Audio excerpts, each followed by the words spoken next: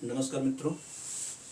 आज देखिए हम यहाँ पर आए हुए हैं एक बहुत ज़रूरी टॉपिक लेकर के, जो मुझे लगा कि आपके बीच लाना चाहिए। आप किस बैकग्राउंड से हैं, क्या पढ़ रहे हैं, आप पढ़ाई कर रहे हैं या जॉब कर रहे हैं, इन सब चीज़ों से इसका कोई मतलब नहीं है। आप एक नागरिक हैं, भारतीय नागरिक हैं, तो आपको जानना चाहिए। ऐसे टॉपिक मैं इसीलिए बनाता हूँ जो आपको एक्स्ट्रा नॉलेज दे सके, आपकी पर्सनालिटी में चेंज ला सके। आप कहीं बैठे तो आप बात कर सकें लोगों से। देखिए, हम यहाँ बात करेंगे कि आखिर एक सरदार ने इंदिरा गांधी को क्यों मारा। ये तो आपने देख ही लिया है थंबनेल में कि ये टॉपिक आज की रहने वाली है। सबको पता है कि इंदिरा गांधी की डेथ हुई थी, और डेथ कोई नॉर्मल नहीं थी। उनकी डेथ जो हुई उसमें एक सरदार, वो सरदार कोई और नहीं बल्कि उनका कमांडो ही था जिसने उनको मारा। बहुत ही बुरा समय था भारत के लिए भी वो, लेकिन इसका इतिहास किसी को नहीं पता है सही से। देखिए, कुछ लोग कहते हैं खालिस्तान का मुद्दा चल रहा था, मार दी गई इंदिरा गांधी। कोई कहता है ब्लू स्टार हुआ, लेकिन ब्लू स्टार खाली एक वर्ड में आप इसको कंबाइन कर दे रहे हैं। इतने से नहीं काम चलने वाला है। आपको पूरी डिटेल पता होनी चाहिए कि आखिर क्या हुआ था, और इसके लिए हमें कुछ साल पहले से स्टार्ट करना पड़ेगा। तो आपको चलते हैं, हम घुमाते हैं थोड़ा सा कुछ साल पहले की कहानी से। देखिए, 1977 का समय था, 1977। 1977 एक ऐसा टाइम था जब इंदिरा गांधी की हार हुई थी, और वो चुनाव हार गई थी और अकाली दल जीता था। अकाली दल का जीतने का एक मुद्दा ये था। देखिए, पंजाब में थोड़ा जातिगत तरह से एक, कह सकते हैं, धार्मिक स्थल के टाइप में बढ़ रहा था मुद्दा, और अकाली दल धर्म को लेकर के सबसे ज़्यादा एक्टिव रहने वाला मुद्दा था, और वो वहाँ पे जीत गया। देखिए, 1977 में इंदिरा गांधी की हार हुई। हार होने का कई सारा कारण था, वहाँ हम आज बात नहीं करने वाले हैं। हार का सबसे बड़ा रीज़न एक इमरजेंसी भी था, क्योंकि 1977 से पहले पता है कि इमरजेंसी लग चुकी थी। एक एक नागरिक भारत का परेशान था। इंदिरा गांधी का एक्शन इसको लेकर के, इमरजेंसी को लेकर के बहुत बुरा हुआ, और बाद में जनता ने नकार दिया साफ साफ, और इंदिरा गांधी हारी। इंडिया में तो हारी हारी, साथ में हार का मुंह उन्हें पंजाब में देखना पड़ा। इसका फायदा मिला अकाली दल को, और अकाली दल जीता, और पीएम वहाँ पे सीएम बन गए प्रकाश सिंह बादल। नाम सुना होगा आपने प्रकाश सिंह बादल का, उस समय वो सीएम बने। ये कहानी आपको सुननी चाहिए। देखिए, मैं शुरुआत तो मैंने कर दी है, आप अभी सुनेंगे तो कई सारे आपके फंडे हिलेंगे दिमाग के। आपके अंदर जो मिथ्स बनी हुई है आज तक कि नहीं क्या हुआ होगा, कैसे हुआ होगा, इन सब बातों को अभी हम कुछ देर में देखने वाले हैं। अब आगे सुनिए आप कहानी क्या थी। उस वक्त जब इंदिरा गांधी को ऐसा लगा क्यों ना कुछ ऐसा किया जाए कि आने वाले टाइम पे अपनी मजबूती बढ़ाई जाए, अपनी ताकत को बढ़ाया जाए पंजाब के अंदर। और उस समय उन्हें सिर्फ एक आदमी नज़र आ रहा था, उसका नाम था जर्नैल सिंह भिंडरवाला। जर्नैल सिंह भिंडरवाला का लेवल क्या था और कैसा आदमी था, आप कुछ देर में सुनेंगे तो आपके रोंगटे भी खड़े हो सकते हैं कि किस तरह का बंदा ये रहा होगा। जर्नैल सिंह भिंडरवाला को पंजाब में लाने वाले जो सबसे मेन थे वो थे ज्ञानी जेल सिंह और संजय गांधी। ज्ञानी जेल सिंह अभी बाद में देश के राष्ट्रपति बनेंगे, फिलहाल अभी राष्ट्रपति नहीं है, वो गृह मंत्री हैं। इंदिरा गांधी पीएम है और वो गृह मंत्री हैं, मतलब कि होम मिनिस्टर हैं। और संजय गांधी तो आप जानते हैं, उनके बेटे हैं। और ये दोनों बहुत एक्टिव थे, और सरकार में किसी तरह से बढ़त बनाने के लिए, कैसे भी करके फिर से पंजाब में दबदबा कायम करने के लिए उन्होंने जर्नैल सिंह भिंडरवाला को लाया। जर्नैल सिंह भिंडरवाला अपने आप में पावरफुल आदमी था।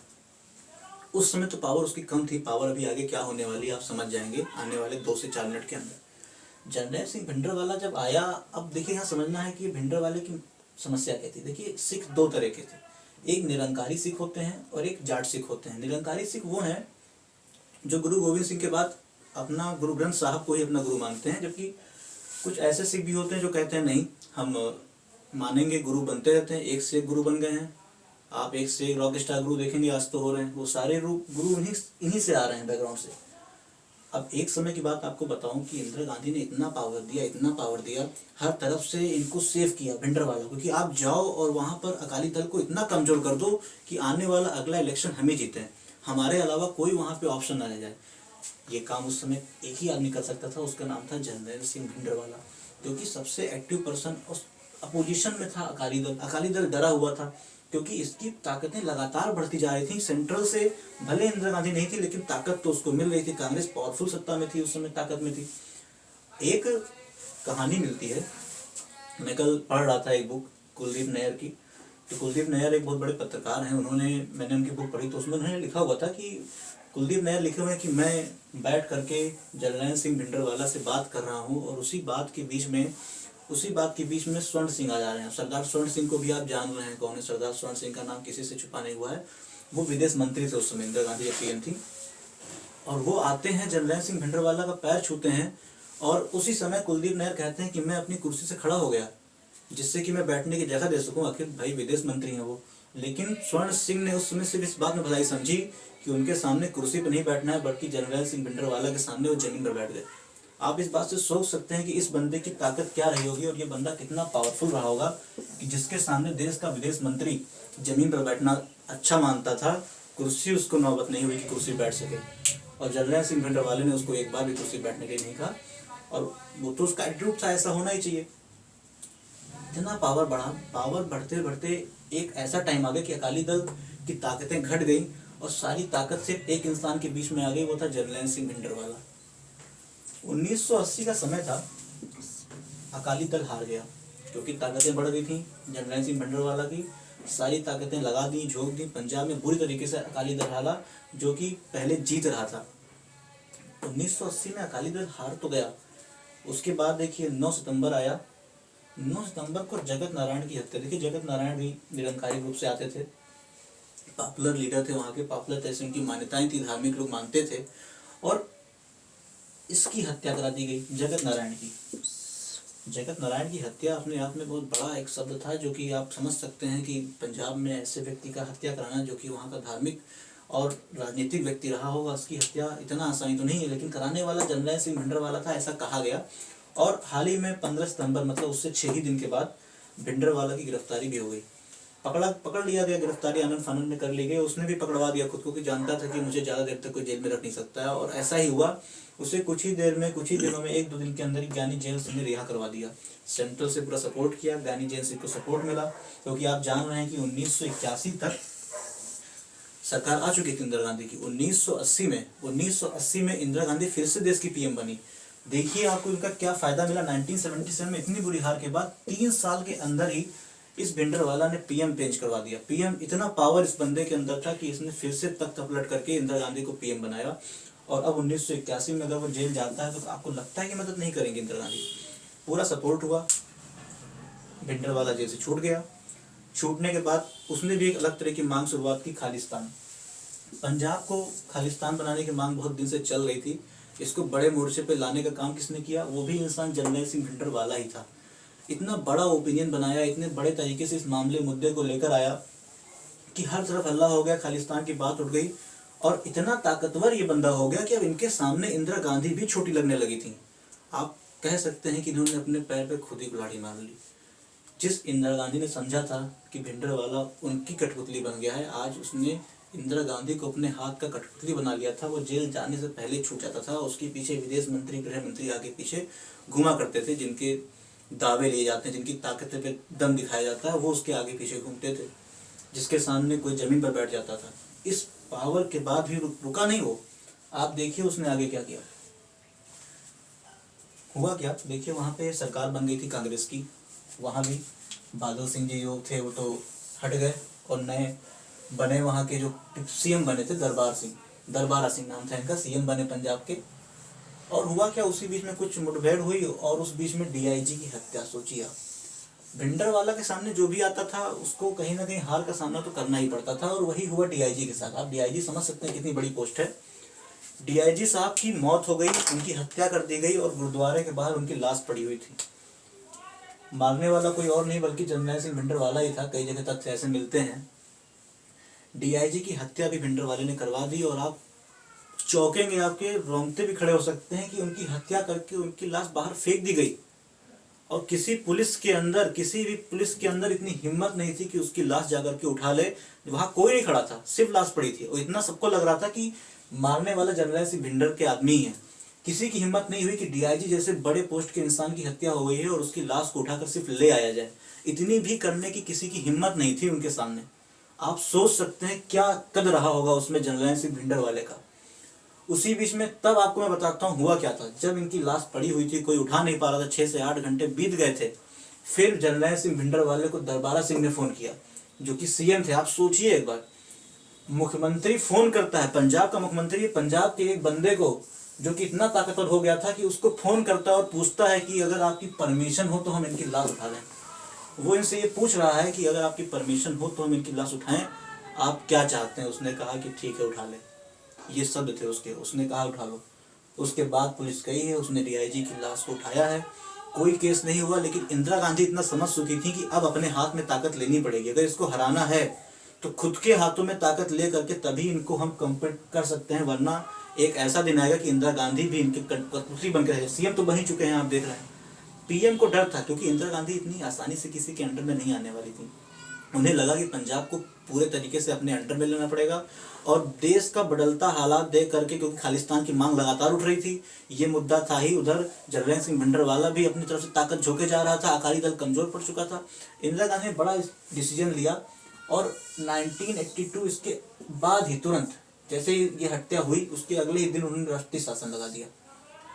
1982 में पंजाब के अंदर राष्ट्रपति शासन लगा, मुख्यमंत्री का पद खत्म कर दिया गया, पूरे तरीके से इंदिरा गांधी ने अपने अंडर में पावर लिया। अब वहाँ अलग अलग तरह की दंगे होने लगे, हिंदू सिख का वार हो रहा था, हिंदू अलग युद्ध कर रहा है, हिंदू सिख को मार रहा है, सिख हिंदू को मार रहा है, अलग अलग जगह बसें रोकी गई, लोगों को मारा गया, पुरुषों को मारा गया, हत्याएं की गई। और ऐसी खबर मिली कि एक बहुत बड़ा प्लान बन रहा है सिखों के बीच में कि हिंदू को एक तरफ से मार दिया जाए पंजाब के अंदर। ऐसा प्लान बनने की एजेंसी, खुफिया एजेंसी खबरें मिली इंदिरा गांधी को, पीएम को, और पीएमओ ने समझा कि अब पीएम को लगा कि अब हमें एक्शन लेना पड़ेगा। और उससे भी बड़ा डिसीजन कब हुआ, क्योंकि आप देख रहे हैं रुक नहीं रहा है जर्नैल सिंह भिंडरवाला। उसकी क्या, कहाँ से उसने स्टार्ट किया था, उसको लाने वाली इंदिरा गांधी, और आज इंदिरा गांधी उसको हटा नहीं पा रही है, और वो रुका नहीं यहाँ पर। आपको पता होगा अमृतसर में गोल्डन टेम्पल है, स्वर्ण मंदिर है, बहुत अच्छी जगह है, धार्मिक स्थल है, मान्यताएं हैं। वहाँ पे अकाल तख्त होता है। अकाल तख्त माना जाता है सबसे पवित्र तख्त है गुरु साहब का, वो सबसे पूजनीय जगह है वहाँ की, उससे बड़ी पूजनीय जगह कोई नहीं होती है। और आपको बता दूं कि 15 दिसंबर 1983 को अकाल तख्त पर कब्जा कर लिया। आप सोचिए, 15 दिसंबर 1983 स्वर्ण मंदिर गोल्डन टेम्पल का अकाल तख्त सबसे पवित्र जगह पे किसने, जर्नैल सिंह भिंडरवाले ने कब्जा कर लिया। वहाँ वो खुद बैठा हुआ था और खुद बैठ के सारा डिसीजन वहाँ से ले रहा था। वो इतने बड़े लेवल पे वो आकर के डिसीजन ले रहा है, कोई उसके सामने बोलने की हिम्मत नहीं दिखा पा रहा है। और वहाँ से उसने अगले ही दिन धमकी दी इंदिरा गांधी को कि सुधर जाओ, मेरे खिलाफ एक्शन लेने की कोशिश न करो, और अगर कोई कोशिश करता है तो उसके साथ बुरा ही होगा। इस बात से इंदिरा गांधी बौखला गई, डर लगा कि अगर इस तरह के कदम बढ़ रहे हैं तो कुछ न कुछ तो एक्शन लेने पड़ेंगे। उधर आते आते खबरें मिली कि बहुत बड़ी मात्रा में असलहा, बंदूकें और बारूद भेजे जा रहे हैं, क्योंकि उसके अंदर पुलिस और सेना जा नहीं पा रही थी क्योंकि भिंडरवाले कब्जा था। कहीं ना कहीं लगा कि इसके जो कॉन्टेक्ट हैं आतंकवादियों से हो रहे हैं, और आतंकवादियों को सपोर्ट करने के लिए बड़ी बड़ी मात्रा में असलहा, बंदूकें लाई जा रही हैं, और इसके अंदर ला करके देश के लिए बुरा हो सकता है। और इंदिरा गांधी ने कहीं ना कहीं आप कह सकते हैं कुर्बानी भी अपनी दे दी, ये भी आप मान सकते हैं। लेकिन मैं तो मानता हूँ कि कहीं ना कहीं उन्होंने पैर पे कुल्हाड़ी मारा। चुनाव एक ऐसी चीज़ है जो आज के टाइम से ही नहीं बल्कि उसी समय से एक जीतने का जुनून ऐसा था कि आदमी क्या करता जा रहा है, एक चक्रव्यूह में फंसता चला जा रहा था। और ये चक्रव्यूह भी कहा जाएगा कि जिसको इंदिरा गांधी लेके आई उसको आज भगाने की हिम्मत भी नहीं रह गई उनके बीच में। जब ये खबरें आई लगातार कि असलहा आ रहे हैं, बंदूकें आ रही हैं, सेना को ये बात, और ऐसे मुद्दे पे सेना बोल सकती है। सेना ने साफ साफ इंदिरा गांधी से कहा कि मुझे परमिशन दीजिए, सेना को परमिशन दीजिए, सेना अंदर जाएगी और सारे सैनिकों को अंदर भेज करके हम पूरे तरीके से स्वर्ण मंदिर खाली करा लेंगे। सेना ने कहा आप एक बार परमिशन देके देखो, 1 घंटे के अंदर ही पूरा स्वर्ण मंदिर खाली कराते हैं क्या भिंडरवाला, और क्या क्या क्या कुछ भी हो जाए, कुछ भी, लेकिन सबको खाली करा लेंगे। आप सेना का एटीट्यूड समझते हैं उसे, सेना ऐसे ही बात करती है। उसने कहा परमिशन दीजिए, बाकी हम देख लेते हैं क्या होने वाला है। इंदिरा गांधी ने कहा ठीक है सेना लगाओ, लेकिन मेरे परमिशन बिना अंदर मत जाना। 1 जून आया, 1 जून 1984, स्वर्ण मंदिर पे सेना लग गई हर तरफ से। स्वर्ण मंदिर अगर आप गए हो, घूमे हो तो देखे हो, चारों तरफ से वो बीचों बीच में बना हुआ है, हर तरफ से सेना ने घेर लिया। वहाँ से अनाउंसमेंट किया गया कि अगर आप जर्नैल सिंह भिंडरवाला चाहें तो बाहर आ सकते हैं। आपको बता दें कि इस टाइम तक ये जो आप ज्ञानी जेल सिंह थे, ये देश के राष्ट्रपति बन चुके थे, क्योंकि इनको लगा था कि अगर सरदार देश का राष्ट्रपति बनेगा तो थोड़ा सा अच्छा मैसेज जाएगा, पंजाब को लगेगा कि नहीं इस देश में रहना चाहिए। तो इस मैसेज के लिए उन्होंने ज्ञानी जेल सिंह को प्रेसिडेंट बना दिया, राष्ट्रपति बना दिया था। उधर 1 जून को स्वर्ण मंदिर पर सेना लग गई, पूरे तरीके से सेना का दबदबा हो गया कि अब लगा कि शायद डर जाए जर्नैल सिंह भिंडरवाला, लेकिन उसने कहा कि मेरी लाश बाहर निकलेगी, मैं बाहर नहीं आऊँगा। ऐसे स्टेटमेंट सुनने के बाद अगले ही दिन 2 जून को, 1 जून को सेना लगी और 2 जून की तारीख में आप सोच सकते हैं दूरदर्शन पर इंदिरा गांधी खुद आ गई। इंदिरा गांधी खुद आने पर जैसे इंदिरा गांधी वहाँ लाइव आई, आप देख रहे हैं पीएम मोदी जी भी लाइव आते हैं, हर बार उनको लाइव आप देखते ही हैं, उसी प्रकार से कुछ दूरदर्शन पर लाइव आई इंदिरा गांधी और उन्होंने कहा कि देश की स्थिति बहुत खराब है, देश को बचाने के लिए हमें नए नए कदम उठाने पड़ेंगे। देश को बचाने के लिए हमको कुछ ऐसे कदम उठाने पड़ सकते हैं जो शायद तुरंत सही ना लगे, लेकिन भविष्य के लिए वही सही कदम होंगे। देश घबराया कि कुछ देश में बड़ा होने वाला है, और ऐसा हुआ भी। बड़ा क्या हुआ, 6 जून का समय था। ऑपरेशन ब्लू स्टार का नाम से एक ऑपरेशन किया गया। ऑपरेशन क्या था कि अंदर सैनिकों को भेज दिया गया। कहा गया कि आप अंदर जाइए और चुन चुन के आतंकवादियों को मारिए, जहाँ जहाँ से आतंकवादी मिले आप मारते जाइए, ख़त्म करिए सबको। ऐसी खबरें जब मिली 6 जून को, 6 जून की सुबह ही हो रही थी कि सुबह सुबह ऑपरेशन ब्लू स्टार, इसका जो अंदर हमला करने का सिस्टम रखा गया, इसे ऑपरेशन ब्लू स्टार कहते हैं। ब्लू स्टार में क्या हुआ, तुरंत सेनाएं अंदर घुसी, जूते पहने और सर पे बिना बांधे, कोई नियम नहीं जो कि नियम होते हैं सरदारों में, कोई नियम का पालन नहीं किया गया और सेना बेधड़क अंदर घुस गई। और इस तरीके से अंदर घुसी कि आप समझ सकते हैं एक एक आतंकवादी को चुन चुन के मारा गया। और करीब आप समझ सकते हैं 492 आतंकवादी मार दिए गए। इतने आतंकवादी मारने कोई आम बात नहीं है। इसमें हमारे 83 सैनिक भी खत्म हो गए, 83 सैनिक खत्म हुए। आपको चौंक सकते हैं अभी बात सुन करके कि राष्ट्रपति को इस बात की खराब खबर तक नहीं थी, उनको भनक तक नहीं लगी कि राष्ट्रपति को जान नहीं पाए कि ब्लू स्टार जैसा ऑपरेशन भी होने वाला है। बिना खबर दिए सारी कांड हो गए। देखिए इंदिरा गांधी को ऐसा लग रहा था, क्योंकि ज्ञानी जेल सिंह खुद सरदार थे, और ऐसा हो सकता था कि ज्ञानी जेल सिंह कुछ बातें लीक कर दें या पहले से खबर दे दें। इस बात को देखते हुए उन्होंने साफ साफ सोचा कि देखिए ऐसी बातें करना समझदारी नहीं है कि हम ये बात जा करके राष्ट्रपति को बताएं। राष्ट्रपति ने कई बार ऐसा कहा भी कि देखिए मैं राष्ट्रपति हूँ, आर्टिकल 78 में ये बात लिखी हुई है कि आपको सारी बातें हमें बतानी पड़ेंगी, राष्ट्रपति हैं हम। लेकिन इंदिरा गांधी ने कहा कि देखिए आप गोपनीयता की शपथ नहीं लेते हैं, प्रधानमंत्री गोपनीयता की शपथ लेता है, और गोपनीयता की शपथ लेने का मतलब है कि मैं किसी बात को किसी से छुपा भी सकती हूँ। और उन्होंने ये बात छुपाई, इंदिरा गांधी ने नहीं बताई राष्ट्रपति को। 6 जून की रात को ही एक बड़ी खबर निकल के आई कि जनरल सिंह भिंडरवाला मारा गया। जनरल सिंह भिंडरवाले की मौत हो गई। आतंकवादी में गिनती उसकी भी हुई और सैनिकों ने बेधड़क के सबको मारा, जिसमें से वो भी मर गया। देखिए मरने के बाद 2 ही दिन के बाद 8 जून को राष्ट्रपति जनरल सिंह भिंडरवाला तो मर ही गया। अब ज्ञानी जेल सिंह कहाँ जाते हैं, राष्ट्रपति चले जाते हैं। आप सोचिए 6 जून को हत्या हुई, 8 जून को राष्ट्रपति खुद स्वर्ण मंदिर में गए और उन्होंने जा करके दौरा किया। और दौरा करने पर आपको चौंक सकते हैं कि सोचिए राष्ट्रपति के ऊपर भी गोली चल गई, स्वर्ण मंदिर के अंदर गोलियां चली, राष्ट्रपति को गोली से मारने की कोशिश की गई, क्योंकि उनको ये समझा गया कि एक सरदार होकर के तुम क्या कर रहे थे, तुम्हारा क्या कर्तव्य था। और ऐसा करने पे गोली चली, लेकिन शुक्र था कि गोली उनको ना लग करके उनके एक कमांडो को लगी और उसको वो घायल भी हो गया, लेकिन ज्ञानी जेल सिंह को नहीं लगी। आप सोचिए राष्ट्रपति जैसे इंसान को गोलियां लग रही थी उस समय, क्या आलम रहा होगा पंजाब का। ये पूरा माजरा जब हुआ, आई होप आपको समझ में आया होगा कि अब तक का मामला क्या था, किस तरह से इंदिरा गांधी भी हारी थी। जनरल सिंह भिंडरवाला का यूज किया उन्होंने, यूज करके उन्होंने कैसे कुलदीप नैयर तो एक बहुत बड़े पत्रकार हैं, उनकी बुक में लिखा भी होगा कि स्वर्ण सिंह उनके यहाँ आए और आकर के कुर्सी के बजाय, आप चौंक सकते हैं बात को, जमीन में बैठ गए वो।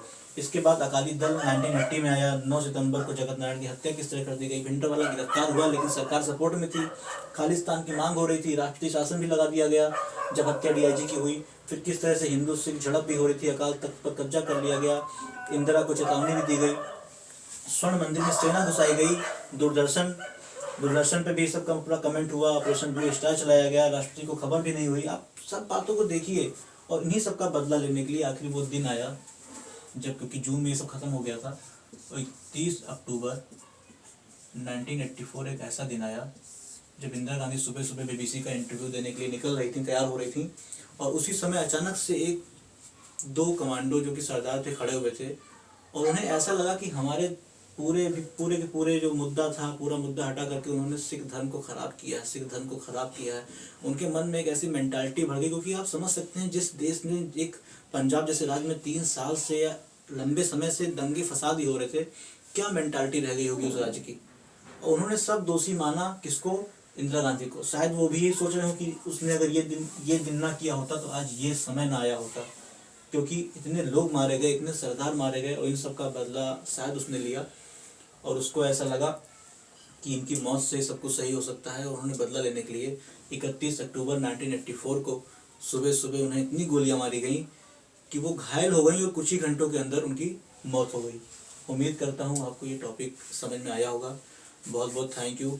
अगर आपको समझ में आया हो तो अच्छी बात है, और अगर ना समझ में आया हो, कुछ दिक्कतें लगी, थोड़ी कॉम्प्लिकेटेड टॉपिक थी, इतना आसान नहीं होता है हर चीज़ों को पहली बार में समझना, तो आप 1 से 2 बार देखें, कुछ पॉइंटेड बातों को नोट करें, आपको जरूर समझ में आएगा। मैंने शॉर्टकट, देखिए टॉपिक तो बहुत लंबी है, अगर मैं बताने चलूँ तो ये टॉपिक 2 घंटे की है, लेकिन आपके क्या काम की है, आपको ना जानना इसलिए चाहिए कि आप कहीं बैठें तो आपकी पर्सनालिटी, आपकी मेंटालिटी चेंज हो सके। लेकिन अगर आप उसको पढ़ने बैठेंगे तो पढ़ नहीं पाएंगे, ऐसी स्टोरी सुन के आपको याद रहेगा, कभी आप भूलेंगे नहीं। आपको जैसे मैंने बताया, एक बार कोशिश करिए, समझ में आएगा। नहीं समझ में आता है, कुछ पॉइंट मिस हो रहे हैं, तो आप उसको यहाँ पे रिपीट करके देखिए, स्लो करके देखिए। आपका मन करे तो और जानकारी के लिए आप नेट पे, गूगल पे सर्च करें, आपको और जानकारी मिलेगी, भर भर की जानकारियाँ मिलेंगी। लेकिन पहली प्रायोरिटी है कि जितनी लिमिटेड चीज़ें हैं आप उतनी जानें, ज़्यादा ज्ञान भी खतरनाक होता है। आई होप इतना चीज़ आपको समझ में आया होगा। बहुत बहुत शुक्रिया, बहुत बहुत धन्यवाद। जय हिंद, जय भारत।